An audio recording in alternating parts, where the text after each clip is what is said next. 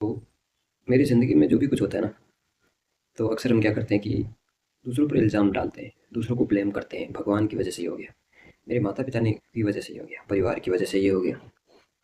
Actually ना ज़िंदगी में जो कुछ होता है ना हमारे साथ, सब कुछ हम ही से शुरू होता है। अगर मैं अपने बारे में बात करूँ तो अगर मेरी ज़िंदगी में अगर कुछ ट्रबल्स है, कुछ मुसीबतें हैं, कुछ बुरा हो रहा है, तो उसकी एक और एक वजह सिर्फ़ मैं खुद हूँ। मैं ये कहता हूँ कि मेरे दोस्तों की वजह से मेरी ज़िंदगी में ये सब कुछ हुआ है। मेरे माता-पिता ने मुझे नहीं सही एजुकेट नहीं किया, गाइड नहीं किया, एनवायरमेंटल नहीं दिया।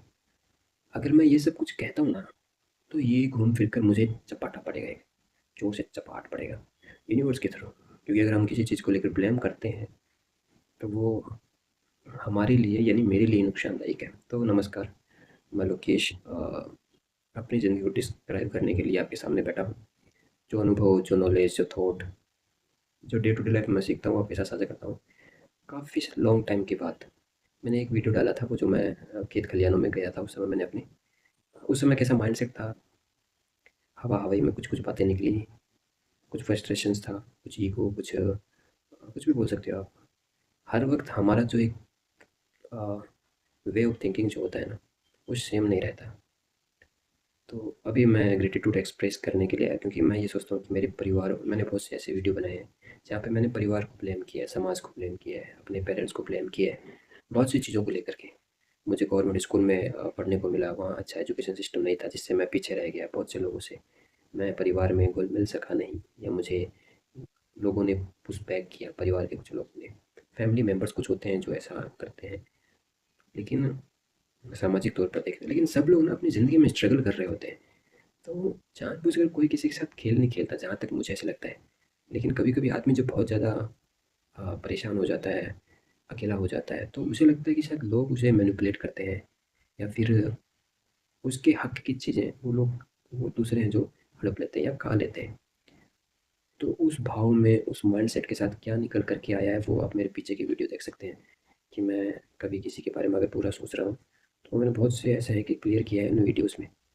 नाउ प्रेज़ेंट टाइम मैं बहुत पीसफुली अपना ये वीडियो क्लियर कर रहा हूँ कि अभी मेरे दिमाग में किसी भी इंडिविजुअल इंसान के प्रति कोई भी द्वेष, ईर्ष्या, क्रोध, काम, कोई भी भाव नहीं चल रहा।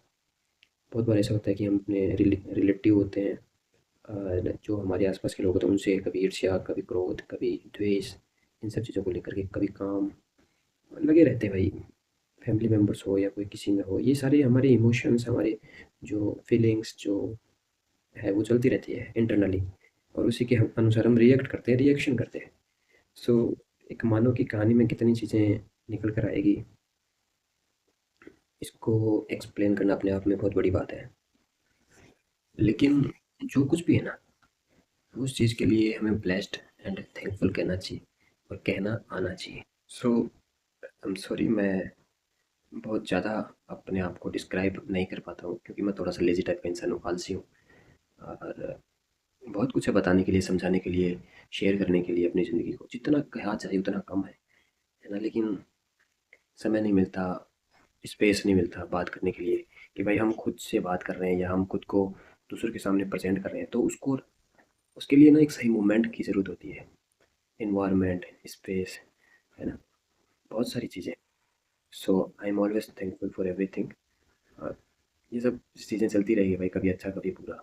हम एक से बिल्कुल नहीं रहने वाले, और मैं तो बिल्कुल भी नहीं रहने वाला। इवन मैंने हमेशा कुछ ना कुछ सीखा, तो मैंने बताया है। मेरा जो अच्छा बुरा मेरे साथ जो हुआ, मैंने बताया है।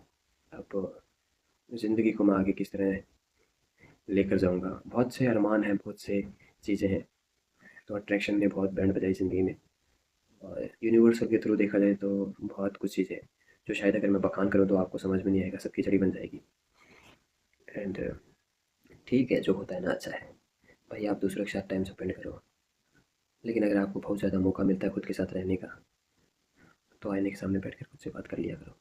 ज़रूरी नहीं कि इससे कुछ निकल के आया आउटपुट, लेकिन मन को तसल्ली हो जाती है कि हम, अगर एक अंतिम समय में मेरे साथ कोई चलने वाला है, तो वो मैं खुद हूँ, जो हर वक्त मेरे साथ रहेगा। बाकी तो देखो, किसी का कुछ नहीं कह सकते, सब यूनिवर्स के थ्रू है। आपकी ज़िंदगी में कौन आता है, कौन चला जाता है, सब उसकी मर्ज़ी से होता है।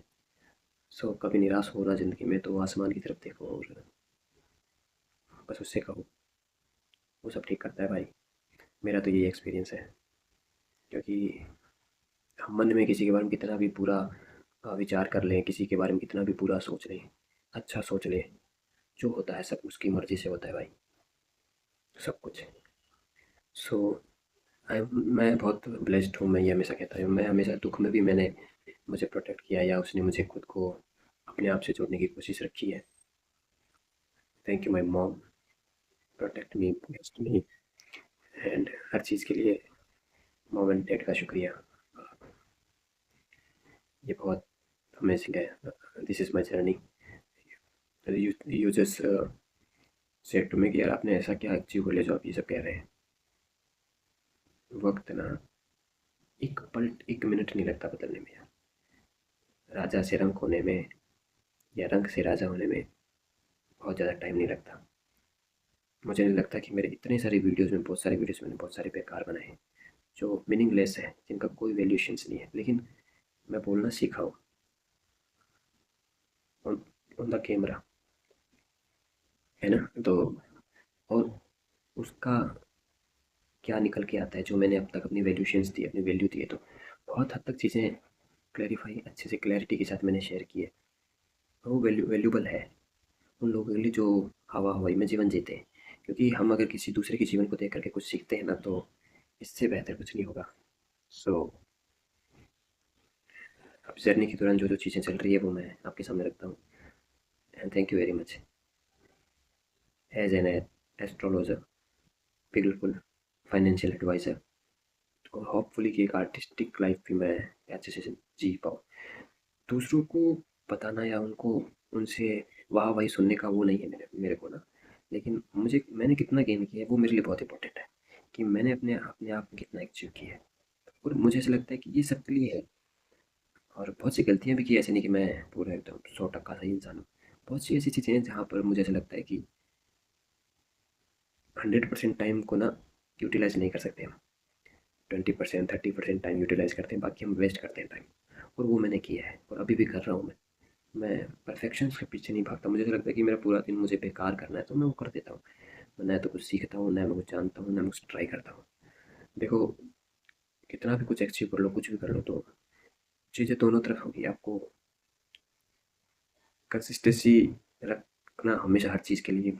आप लैग कर जाओगे, उसमें फोकस नहीं रहेगा, आपका फोकस ध्यान हट जाएगा, तो आप दूसरी चीज़ों में अपने आप को लगाओगे। सो अभी आज के लिए इतना ही। शुक्रिया। और जो कार्य मैंने किया, अभी देखो आगे ज़िंदगी का यू टर्न क्या होता है। होपफुली कुछ अच्छा ही हो।